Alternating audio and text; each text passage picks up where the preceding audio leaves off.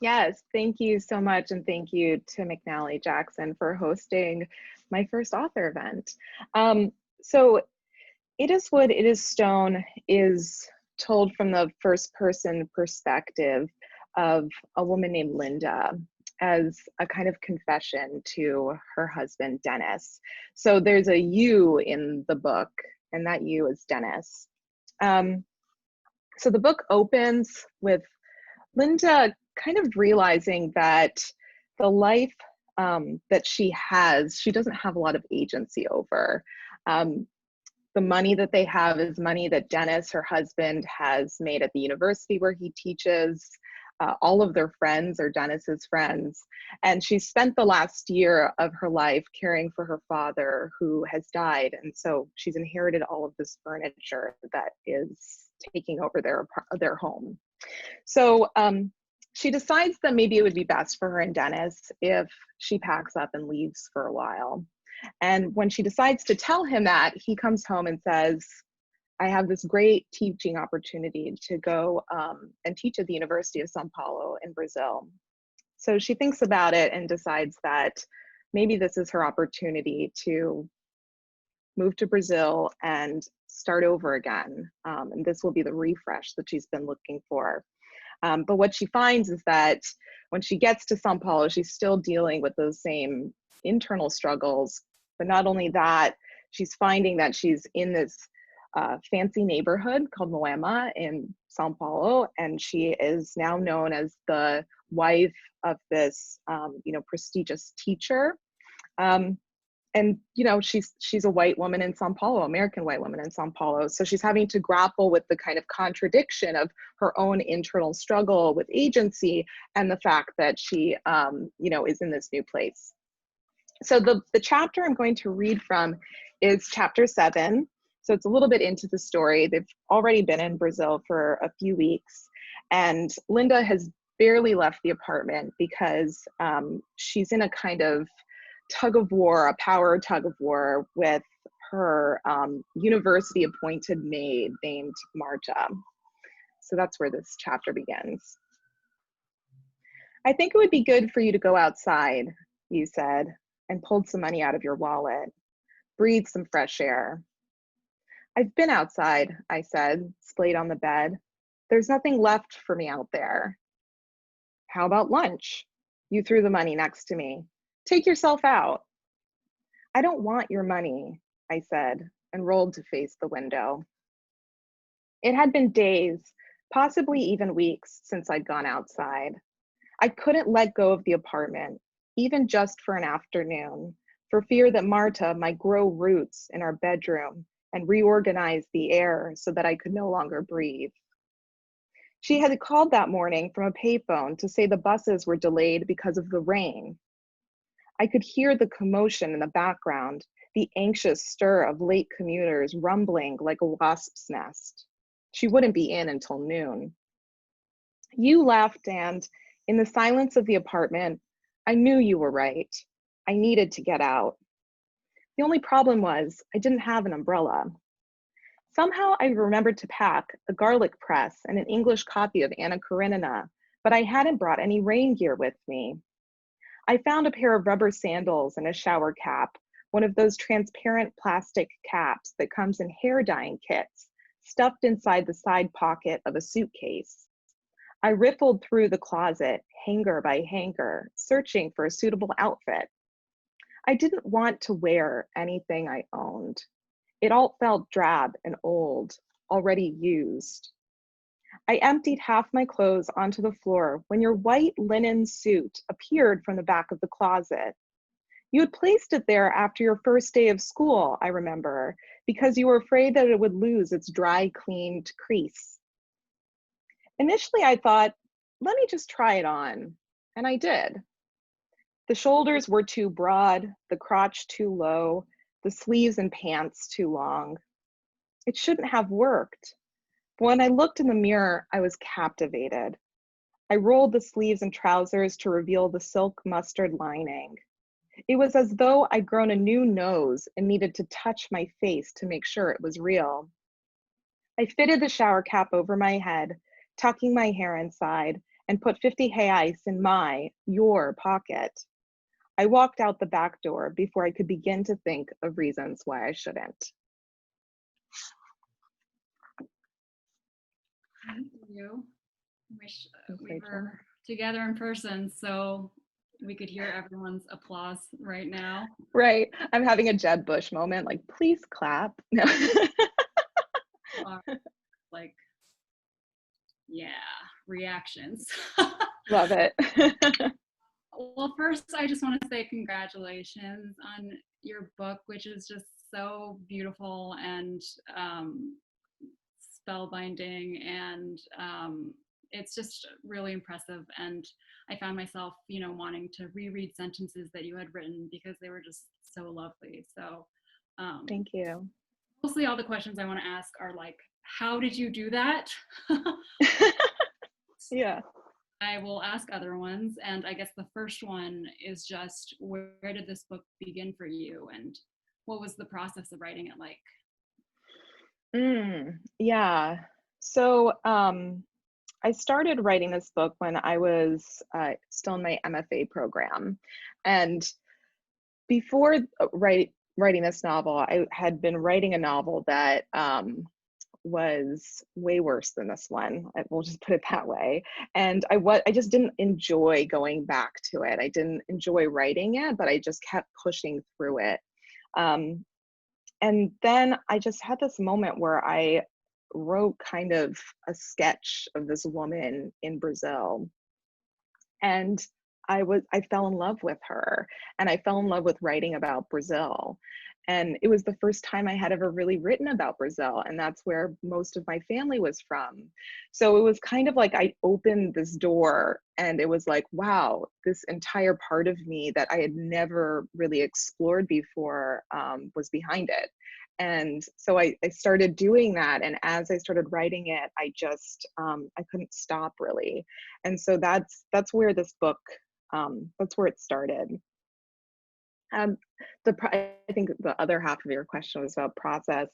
I was thinking about this because I was talking to a friend of mine the other day about how, like, the characters are the story of your book. What's happening, your process kind of mirrors that. And he was talking to another friend about this too.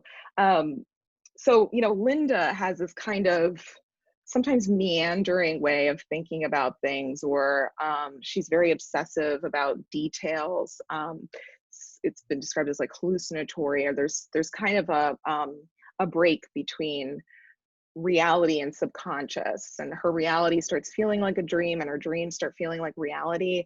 And I think my process of writing some of those parts were like that, where I would, before bed, I would be like scribbling things down, and I would have an idea, I need to put it there, or I would get so lost in wanting to describe something that I would spend pages and pages doing that, and then have to like kind of pull it back.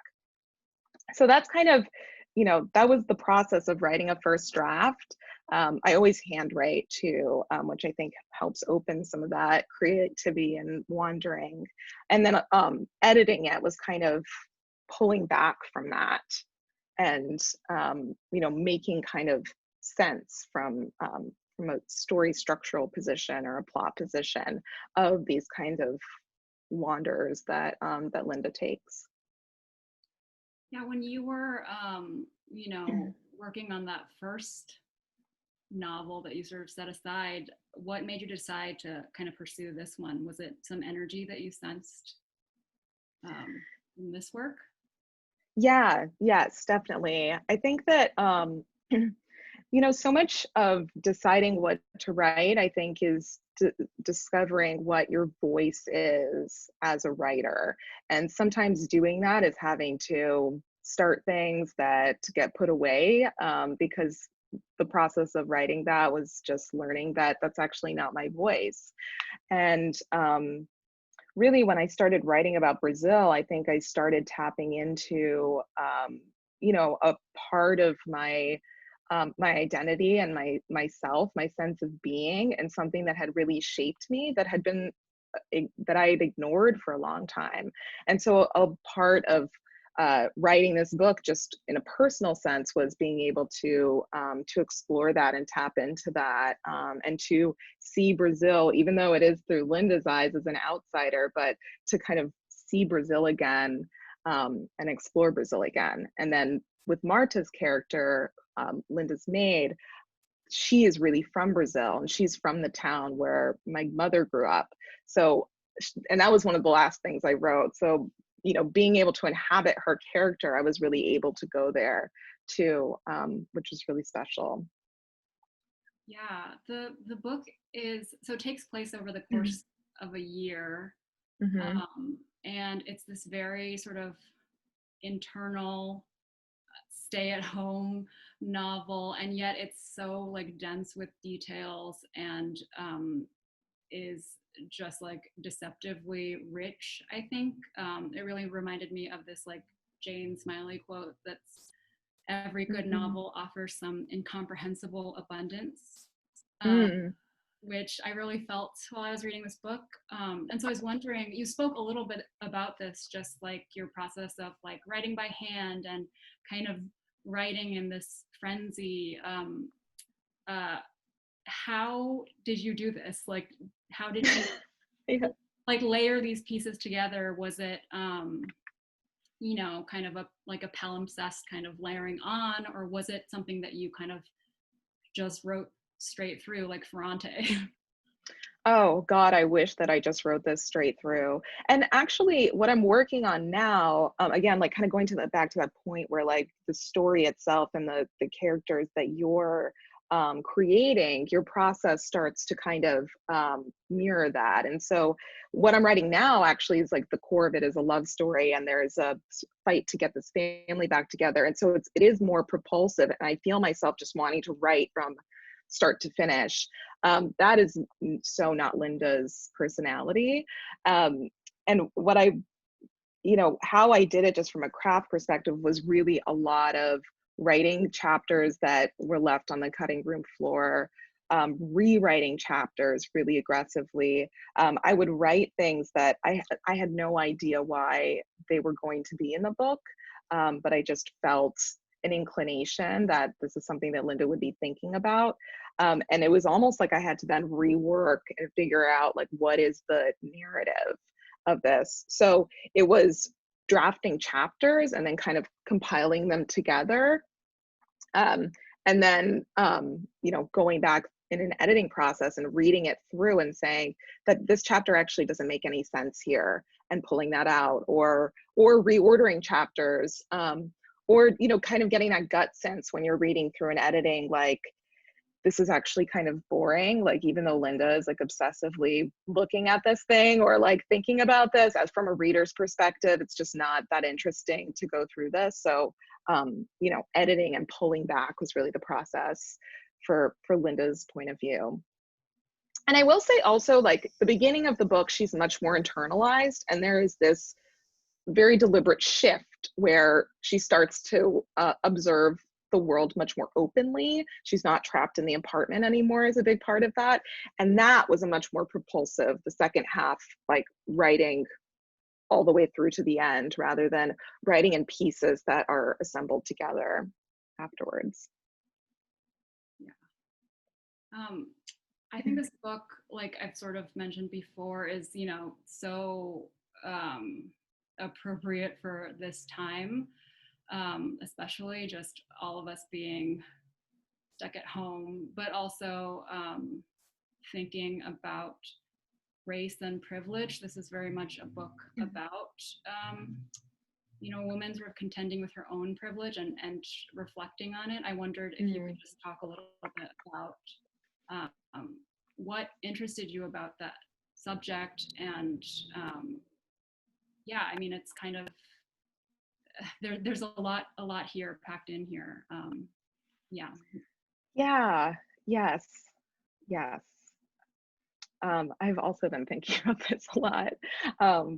You know, I've done a few interviews leading up to this, and in reflecting, I'm sort of learning how to talk about the book in some ways, which I'm sure is always a process. But in reflecting on how I was talking about these themes of race and class in It Is What It Is Stone, there was something I felt the way I was describing it that didn't feel quite accurate. And I think part of that is that, you know, when I sat down to write the book, I wasn't like, I am going to write a book that that is about the intersection of race, class, privilege, and all these things in São Paulo.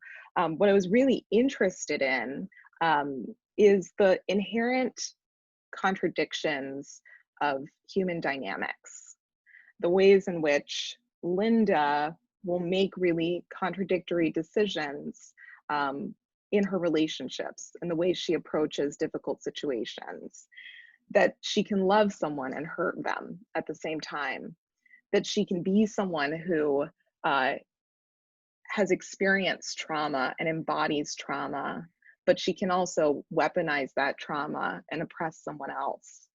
And that contradiction of human beings was something I was super interested in. And I think the experience of reading Linda is that sometimes she tries really hard to do the right thing, and other times she inflicts that try hardness on other people, particularly Marta, her maid.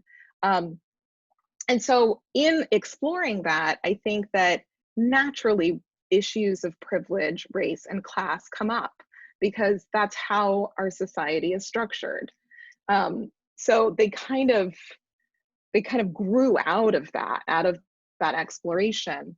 And I, you know, in some ways, I don't know how you write a book outside of those issues, because it's so intrinsic to our society, that issues of race and class, if you're interested in exploring human beings and the way that we interact with each other, it sort of has to be there. Or the absence of it becomes its own kind of communication, right? So I think that's you know, where those issues come up and why they feel in some ways like, you know, maybe the book isn't making a grand proclamation about what privilege is or what it means to have privilege, or you know, the intersection of race and class, because really I was interested in just kind of putting a spotlight and you know, digging into these issues on the page and just letting them sit there in their contradiction rather than trying to answer it or come up with a conclusion. So that's kind of what, you know, what I was interested in writing this at its core. Did you feel like I guess I was wondering how your perspective as not just an American, but also a Brazilian American, how that, if that informed, you know, how you approached these topics? Yeah, very much so. I think that, well, I will say just like a little story. I I had never identified really as a Brazilian American. Like I didn't really know what that meant. I mean, my mother is Brazilian, and you know, all of my family lives in Brazil. So in some ways, like we're the first ones, my sister and I are the first ones to just be in the United States. But I was never like, I'm a Brazilian American. But then when I wrote this book about Brazil, it's very important to point out the fact that I do have a connection to Brazil, and that's you know, that's part of why I wrote this. But I think that what I brought to it is that kind of that feeling of not being sure where you're from, not really knowing what being from somewhere means, and having to sort of work through that. I think all of the characters are doing that. And so, you know, as a writer, exploring Brazil in this book was my process of understanding what my connection to that country means. And I feel so much more connected to it now that I have this book, which is so very special to me. But it was also about exploring that contradictory nature of being from the United States, but not really being from here, because I have this history of that it actually is rooted in Brazil, and that has shaped me both in a conscious way, but also I think in a subconscious way, and that I've inherited experiences that happen in another country. So I brought all of that to this book. Yeah.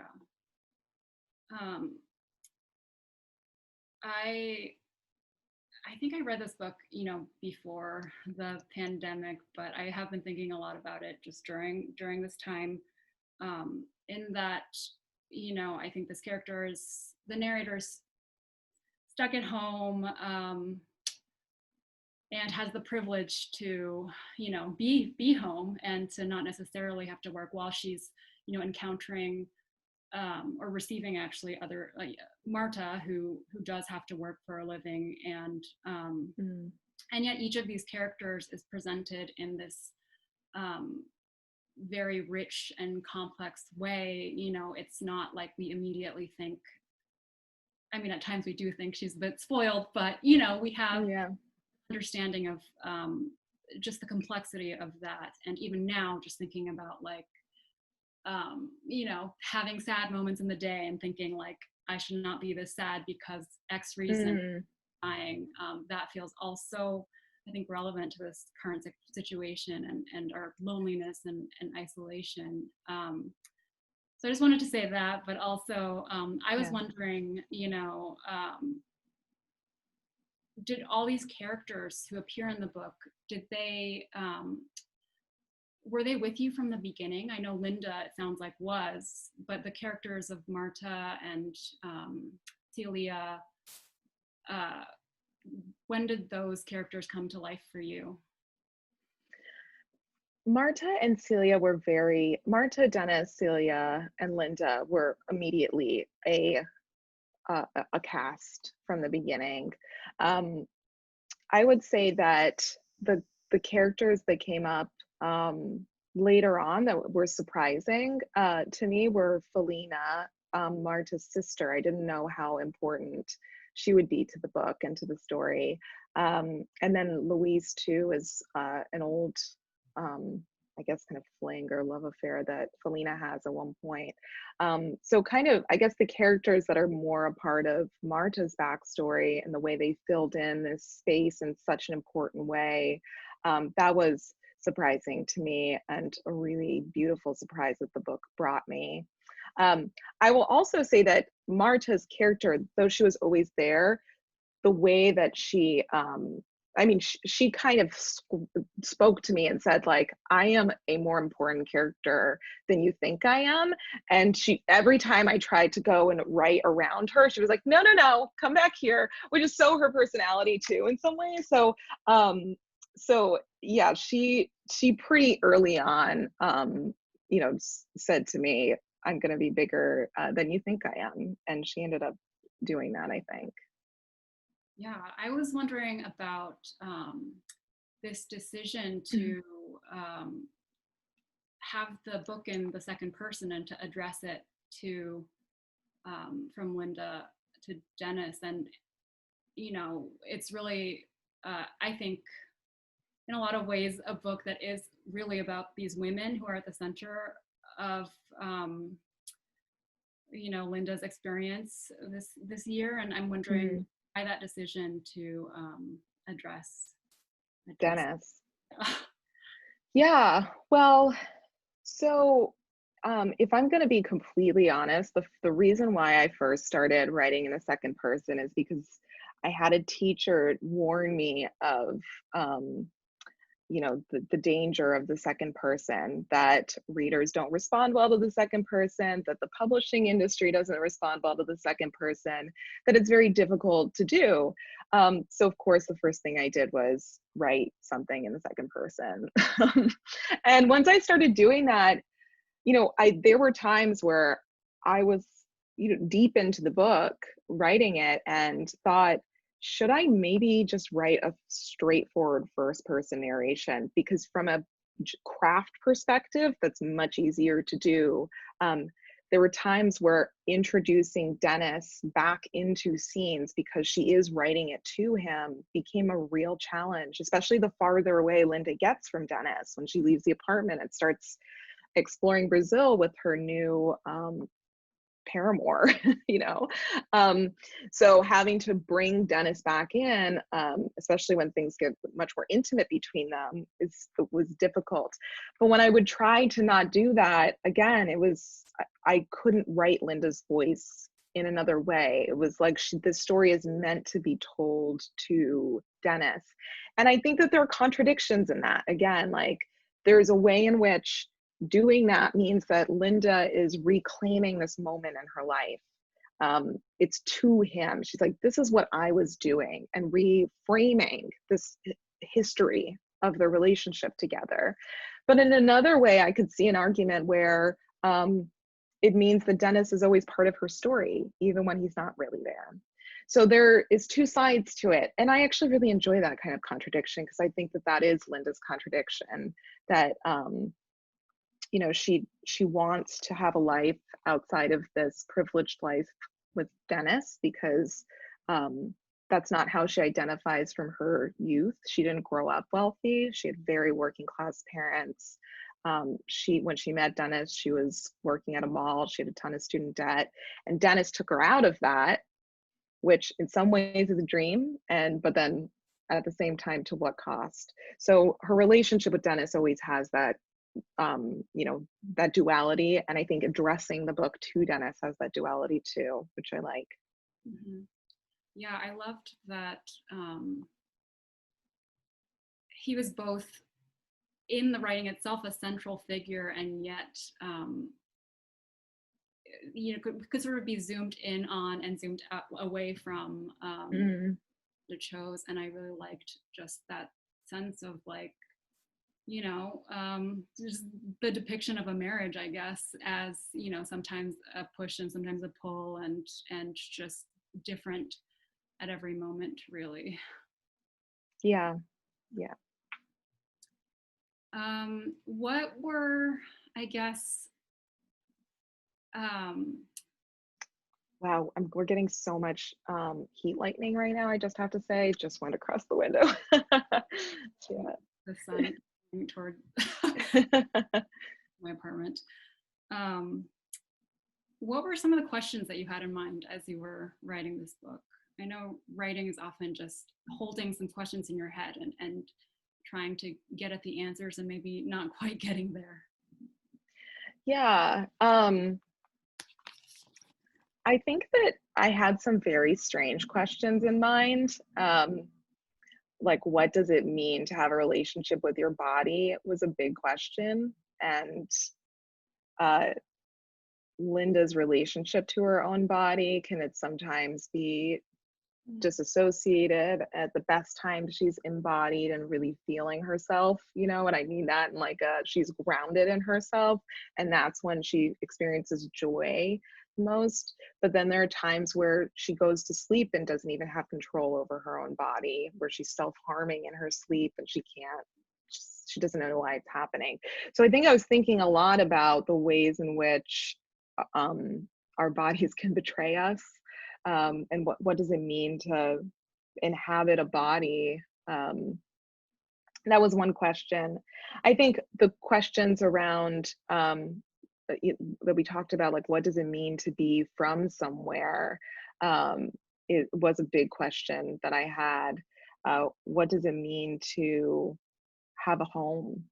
You know, Linda, when she arrives in this apartment, she kind of sees this apartment as the space where she's going to lay claim, and she's going to say, this is mine, this is my home. But Marta's already there, and she's been in the apartment much longer than Linda has. And, you know, the reflection, or the sort of metaphor of the kind of colonial metaphor of that, Linda showing up and wanting to have the apartment and not even recognizing the fact that Marta's already there. So, but also then there's this duality of like Linda needs a home. So it's always kind of going back and forth. But that was a question, you know, a question I kind of tumbling in my mind. And also it's a home that is temporary by all accounts, because it's a place where teachers who are having this residency go in and out, and it's the first thing that Linda kind of recognizes about the home. So that was a big question too. And then I think questions about, you know, the intersection and contradiction of the way that that human beings interact with each other. You know, what does it mean to love someone? And if you love someone, does it mean loyalty? Does it mean you'll never hurt them? Does it mean, you know, what it doesn't mean to have a relationship with someone in some ways? So those are the questions that we're kicking around. Yeah, and people kind of with such different histories too, you know, approaching one another. I thought that was really beautifully done, just where they were able to meet. Yeah, definitely. And you know, where they're definitely, I think that all of these characters bring different personal histories, but then also histories to their relationships. And so it's about also like, how do we care for one another, knowing that, and how do you listen and kind of have not just an individualized experience that's based off of your own history and personal experience, but actually is a collective understanding of the world and other people's experiences too. And if Linda does have a transformation, that's what it is, that she's starting to learn how to not live in such an individualized way, but really start to form a relational understanding of experience. Yeah. So I just want to ask you one more question, and then we can open it up to some of these great questions we have in the chat. But I'm curious how you've been spending this time sheltering in place, and how writing has fit in, if it has, into your schedule. Like, what does your life look like these days? Oh my God. In some ways, I don't remember what my life was like before these days. Like, I've hit that point where I'm like, what did I used to do? But I have been writing, which has been I've been so grateful for that, which, you know, I'm so grateful for that, because it does give me it's a coping mechanism. It's a way to spend the days. But we've been, you know, a lot of cat time, a lot of time with my partner, a lot of time tending to our balcony victory garden that, you know, will not be able to feed us in a catastrophe, but is like keeping me sane every day. You know, do not have a schedule for every day, but I would like to get to that place, maybe depending on how long this lasts, then, you know. Yeah. Right. How about you? What have you been doing? I've been doing every like embarrassing quarantine hobby, like baking bread and tie-dyeing and pickling. Yes, totally. I bought tie-dye stuff. I have not used it yet, but I actually like even have a tie-dye recipe on my desk right now. It's just so much water. Like, you have to use so much water. Yeah. I'm like, I don't have a pot that's going to hold 6 gallons of water. It's hard for an apartment dweller, I think. You know, maybe this is for our future lifestyles when we have homesteads, but right, yeah. Someone says use the garbage can. Oh, great tip, Way. But you have to heat it up. That's the thing. You have to tie-dye, it's supposed to be warm on the stove, right? I've actually this is such a tangent. We should get back to literature soon. Yes, we should. Well, we can exchange tie-dye tips later. Dyeing, so that's no heat required, and I'll tell you about it later. Cool. I'm actually wondering if some of these question askers would like to ask their question over video. Maybe Mariah Spence would be interested in turning on her video and asking the question. Wait, does she have a question? Let me see. I don't know if this will work. Mariah's gone. She's left. Wow. I think Mariah's here. I just think it's not working for her. Hi. Hello. I was not prepared for video, but here I am. I was just lavishing praise on both of you in the comments. I guess I would love to know a little bit from you, Gabby, about, I do know that Marta was like this like growing, she was like a hot house plant growing in the fervor of this novel. And we also have your editor, Nicole, on here. And I wonder if I'm putting you on the spot, but I wonder if there was something, a moment in the process with your editor, or maybe just, on your own with Marta, where like what was challenging about her? What did you feel like you had to break open about her? Or, I know that I feel like you really, part of writing this book and editing it was getting to know her, but it's not always easy to get to know a character. And you kind of wonder certain things, like, were there moments that you had to figure out what would Marta do? And maybe talk it out with Nicole, or, just go for a walk, or. Yeah. Yeah, I think that, so when we sold the book, Marta's story wasn't written yet. And I knew that it was something that I wanted and needed to write for the book.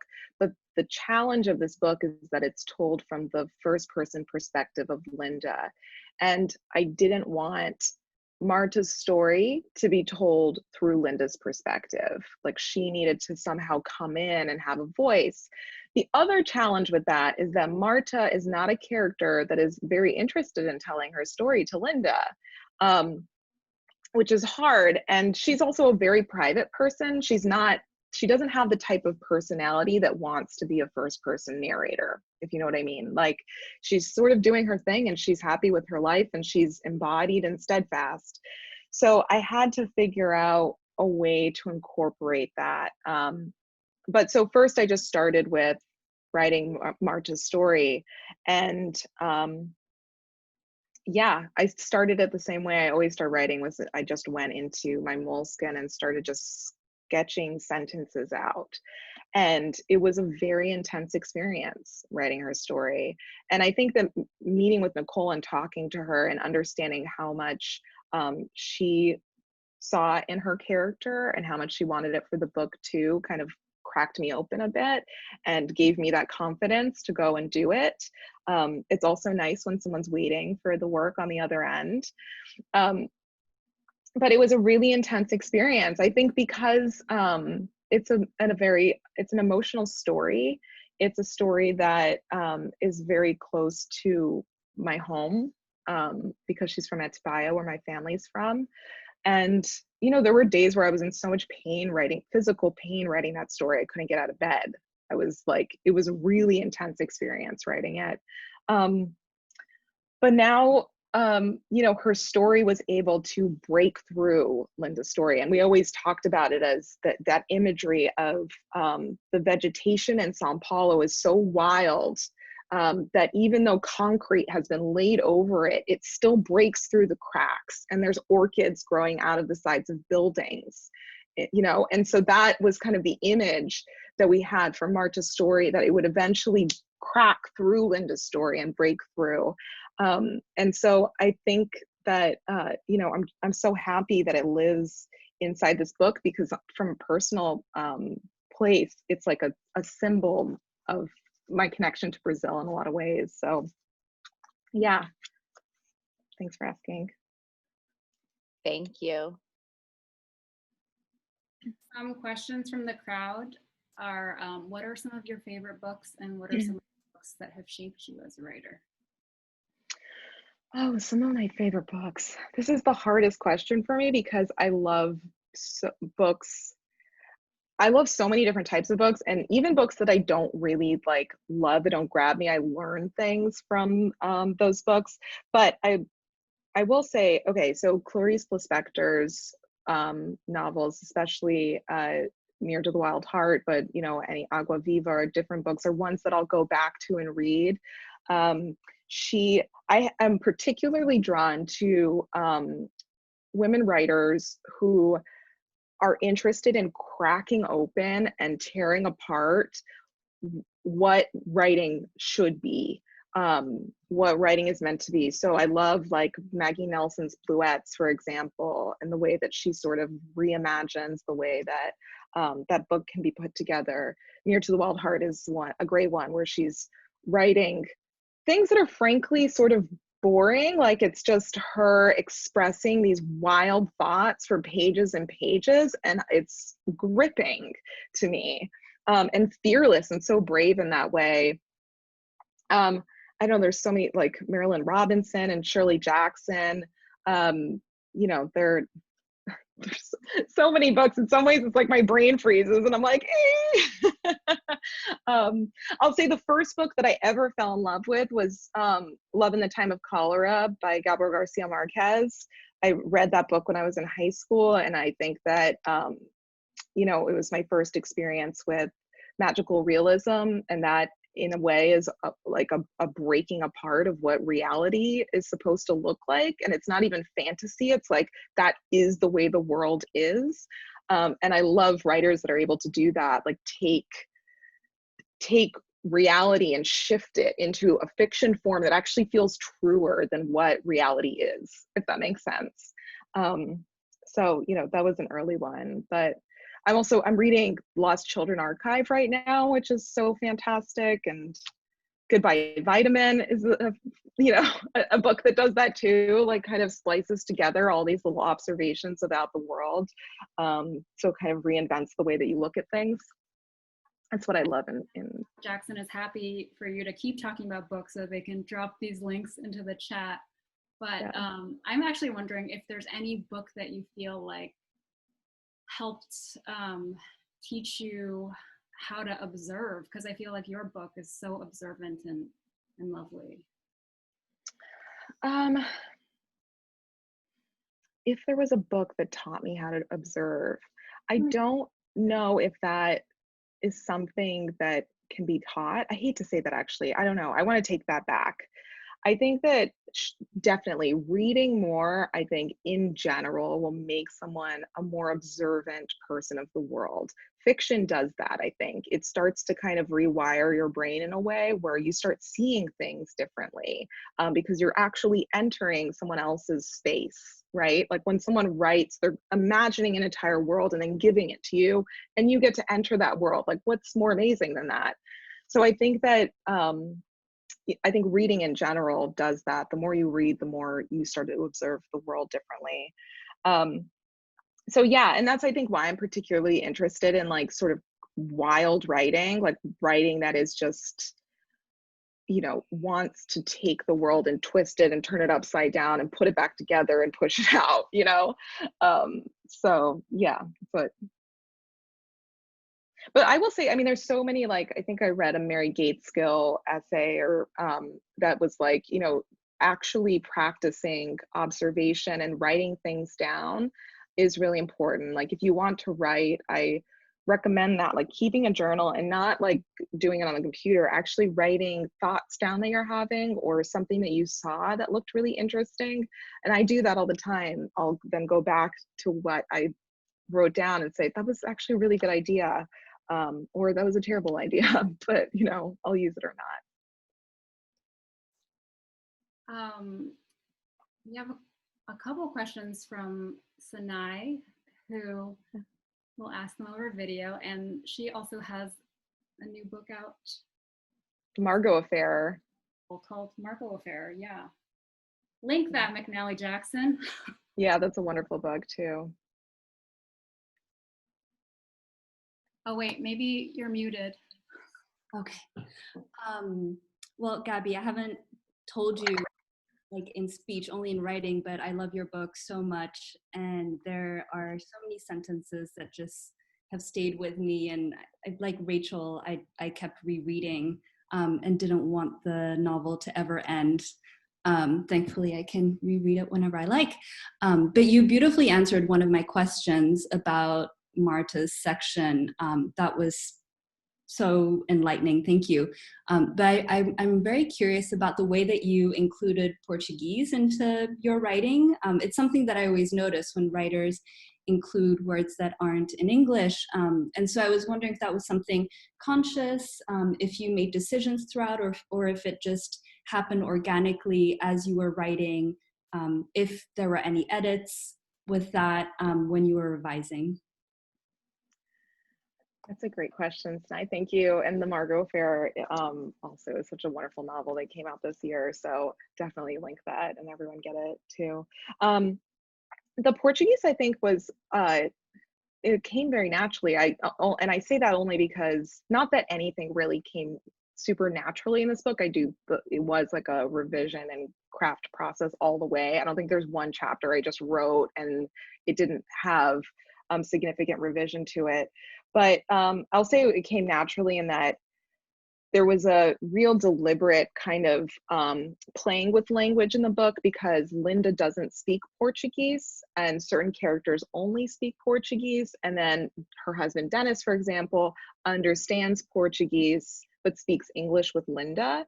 And so the moments where there's going to be this like passing around of language, where she's at a party where everyone speaks Portuguese, she's going to have to wait for someone to translate. So she'll hear Portuguese words, but then it has to be reinterpreted for her. Another way in which she doesn't have agency in what she's hearing or perceiving.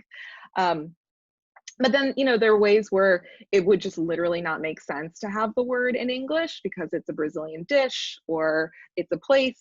So that kind of stuff was obvious. But I think there's a lot of playing with language in terms of, from Linda's perspective, what she's actually able to understand firsthand and what needs to be kind of passed over to her through someone else. Or sometimes Portuguese shows up and Linda maybe doesn't understand it at all, and it's just the reader that will understand it if they're going to go on Google and search the word. So it's kind of fun playing with those different triangulations, if you will. Thank you. We have a question from Emil, who will ask it over video. Great. Everyone, was my background like, oh, we're okay? Oh, your sound is... Uh-oh. Uh, A little crunchy sounding. How's that? Way better. Great. Quick fix. Hi, everyone. Shout out to the whole One World team, etc. So quick question. I'll get on with it. I am just interested a little bit to hear. Oh, also thank you for the reading. It was like that sentence around reorganizing the air in the room so that I couldn't breathe is like, breathe is still haunting. Mm-hmm. So I just want, if you could talk a little bit about how you relate to research around the novel and what kind of your background is in like kind of investigating or fleshing out certain scenes. I feel like every word in the novel carries so much weight, and so I wonder, you know, how that gets kind of imbibed. Yeah. Research with fiction, I think, is such a interesting topic, because in some ways, you know, we're excavating our memory and experience for the book, as well as I think having to go into nonfiction or maybe philosophy to inform certain aspects of the book. And so I think that some of the research I did was just going into my personal history and thinking about things or memories I have of Brazil. But then another part of it was also, you know, reading papers, you know, about specific regions in Brazil and how urbanization affected rural communities during the military dictatorship. And you know, the ways in which funds were diverted and into urbanization so that those communities suffered so much. And so that, just knowing that, I mean, it's not for any kind of agenda because I'm trying to like talk about the plight of urbanization, but it just was able to give me the tool to create you know, the school where Marta grew up, that was also used as a church and is falling apart because they don't have money, for example. You know, the decision that Marta isn't able to go and complete high school, and they had to choose a child that would do that, and it ended up being her brother. Those are all little details that are grounded in you know, a lot of research and understanding like how society was structured during a certain time period. And so I think that you know, I talk about this with other writer friends all the time, the balance between doing nonfiction research and then the kind of the more personal research that's required for fiction. And, you know, it's a balancing act. I love to read philosophy for writing fiction. And, you know, right now I'm reading like nature writing and, you know, science writing too, which is so poetic and brings a lot of poetry to fiction. So it's kind of for me like a wild world, the research for a book. And it's always hard to know like when to stop in some ways, or when to start when writing just feels really good and you don't really want to stop for research. But it's all really fun too. It's fun to do all of it, because the worst thing is that you learned about something that you're not going to use for the book, but you just have now forever. We have a question from Amanda Lima, who is going to ask over video. Great. Hi. So Hi. my question is kind of piggybacking off of the research question. I find I'm also Brazilian American, and I find that it was a little bit difficult to kind of learn about Brazilian culture. It kind of felt like a process you kind of have to do on your own, because, you know, Portuguese really isn't taught in school and stuff like that. And I was curious, as you were doing your research and kind of growing even more in love with Brazilian culture, how have you continued to learn more, or if you have been growing to understand more about your culture during this time where you're at home, especially with what's going on in Brazil right now? I know that I'm at least a little bit stressed out and am more apt to communicate with my family. So I'm wondering what you've been doing during this time as well.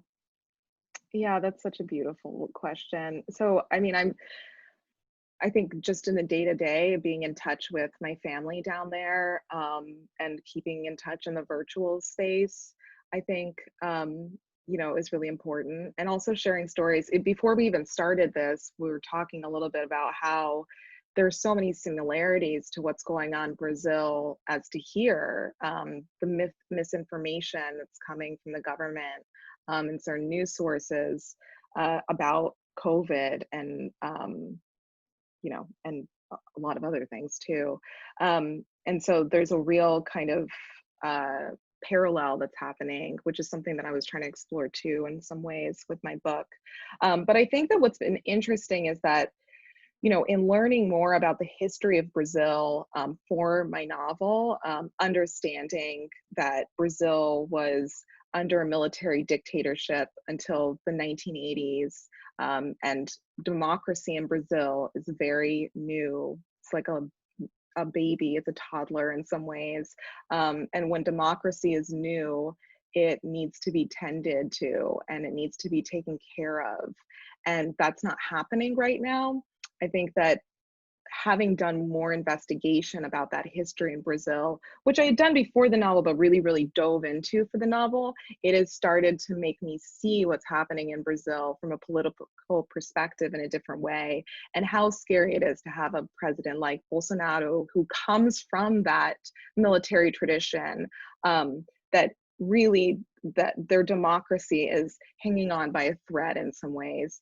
And that is happening also at a time when the country is going through racial reckoning with the assassination of Marielle Franco. So yeah, I think that it's just kind of doing that historical research has deepened my perspective of what's happening in the current political moment. You know, in a way that sometimes doesn't happen when you're just the child of an immigrant and maybe aren't kind of faced with the culture every day. It really takes a kind of, you know, an agency and an intention to start to understand that. And also, you know, our parents as immigrants are sometimes have complicated relationships with the place where they came from. And so maybe it's not communicated to you, you know, completely clearly or wholly. And so I think I'm sort of able to do that for myself now since writing this book. I think we can end on one final question from just, I guess, from the crowd, what was your favorite part of the writing process?